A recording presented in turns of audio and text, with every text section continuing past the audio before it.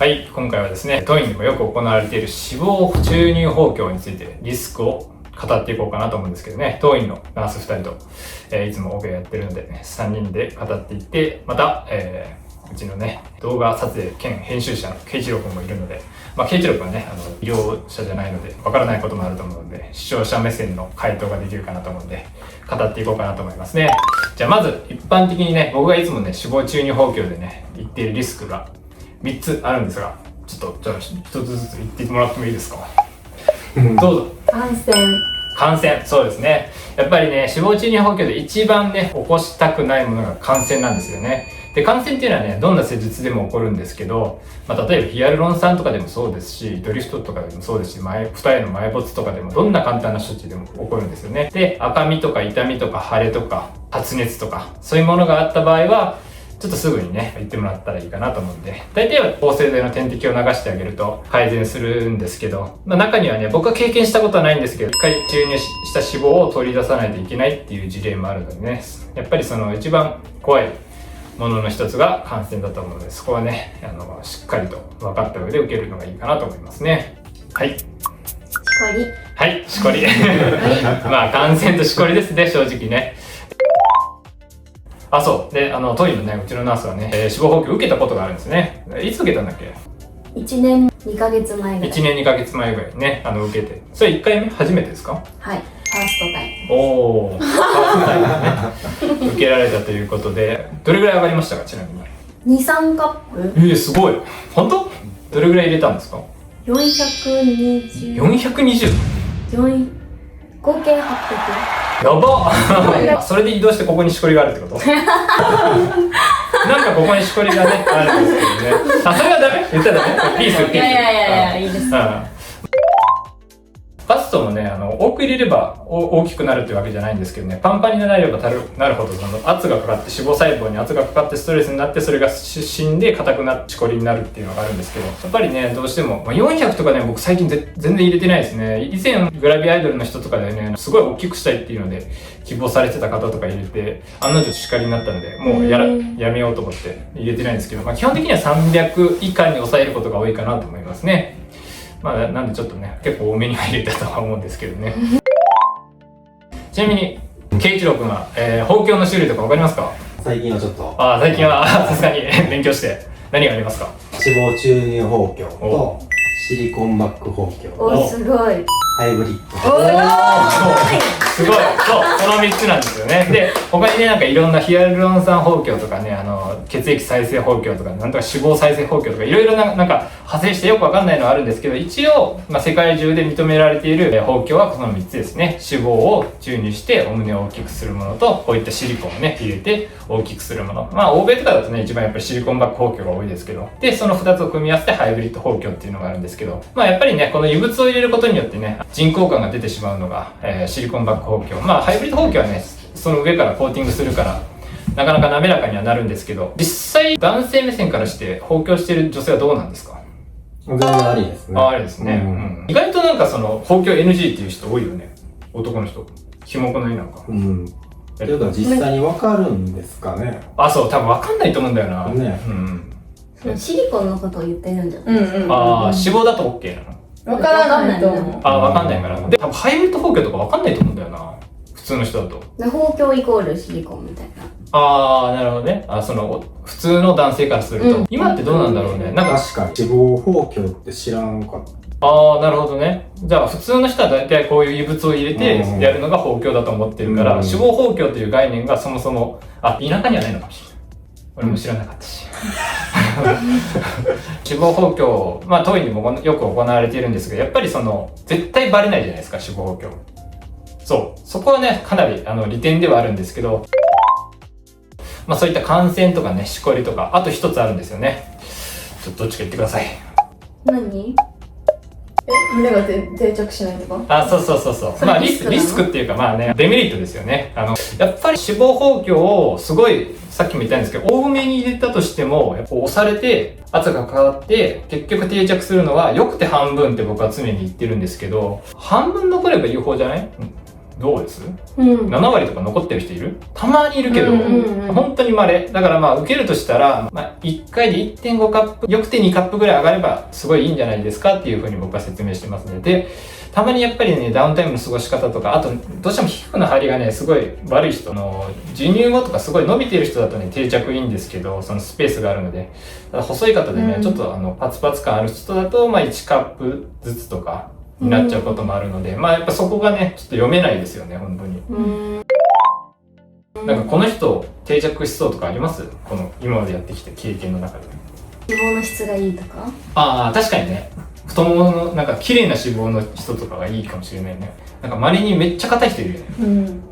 吸う時に全然吸えないみたいな。繊維質な脂肪だと本当に繊維質な細胞があって脂肪細胞と一緒に混在してるんで、純粋な脂肪以外にも変ないろんな細胞が混ざってるんですよね。そういった場合は確かに定着悪いなと思ったりもしますけど、あれはどうやって改善したらいいんですか？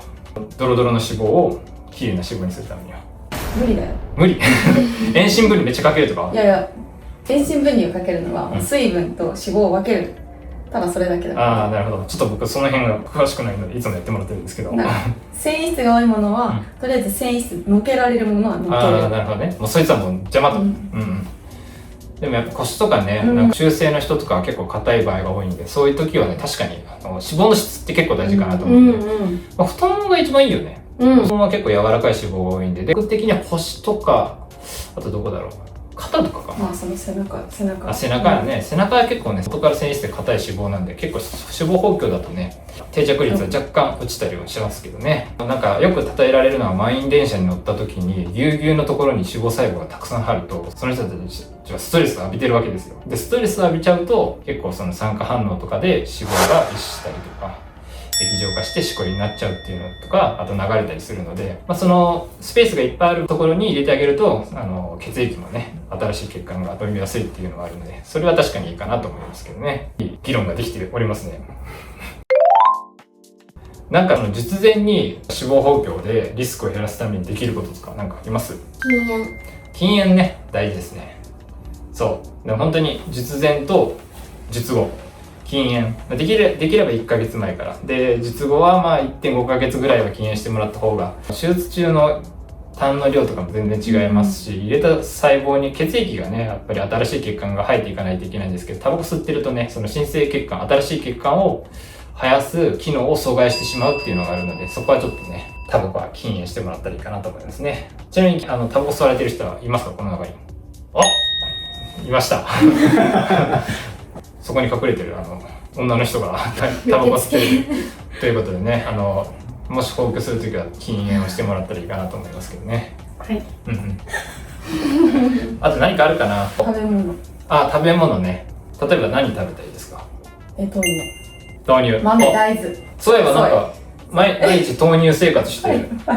なんか豆乳先生が1リットル飲んでるから真似して私も豆乳1リットル3日間ぐらい連続で飲んでたらめっちゃおっぱい張っちゃって大きくなった。だからそう乳腺組織とかね肥大するから、なんかその脂肪中に放棄した後に豆乳 1.5 ヶ月ぐらい1日1リットルとか飲んでもらえると結構ね定着率いいし、あとは食事結構大事なんですよね。何食べてました？ちなみに。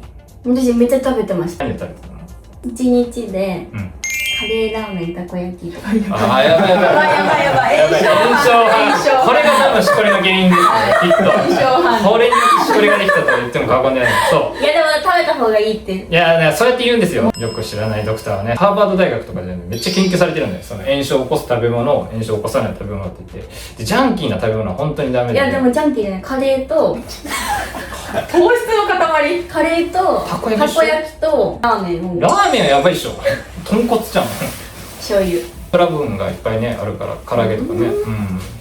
だからちょっとそういうのはね控えてヘルシーなものでね、例えばね天然の魚とかそういうものを食べてもらったらいいかなと思うんですけど、なんか中国にね1日2リットル飲んでるおじさんがいてね、その人はもう本当になんか爆乳になったらしくて、それだけで。そうなんだ。エビデンスはねすごい絶対っていうのはないけど、稀にそういうねエストロゲン受容体に対してすごい敏感感受性が高い人とかだと豆乳だけでもバストアップすることが可能だと思うんで、ぜひね相乗効果で高めてもらったらいいかなと思いますね。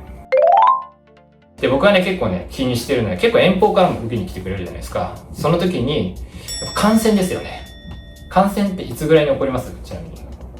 1週間。そうね。だから1週間前後の発熱具合とか、体温ですね。だから。と赤み、局所的になんかすごい赤みがあるとか、なんか一箇所だけめちゃくちゃ痛い。で、かつ38度の熱があるとか、そういった場合はもうちょっとすぐに連絡していただいて、で、ほったらかしにしてるとね、結構怖いのはね、すぐに全身に回ってしまって敗血症とかになるので、敗血症っていうのは血液の中に菌がいっぱいいて、それがもう全身の臓器に行って、侵されて、ちょっとそれほったらかしにしてると最悪の場合ね、命にも危ないので、感染をね、できるだけ早く早期に対応するっていうのが大事なので、その時はすぐに連絡していただいて、で、遠方の方の場合はね、ちょっとやっぱすぐに来れない場合もあると思うんで、金医の、ドクターと、連携して僕も連絡しますので、とりあえずまずは抗生剤と採血して血液培養を取って抗生剤流して、その後ね、もし来れたら来ていただければと思うんでね、近くの人はね、休みの日でも開けますのでね、点滴していただければと思いますね。豊胸はね、本当にリスクがありますよね。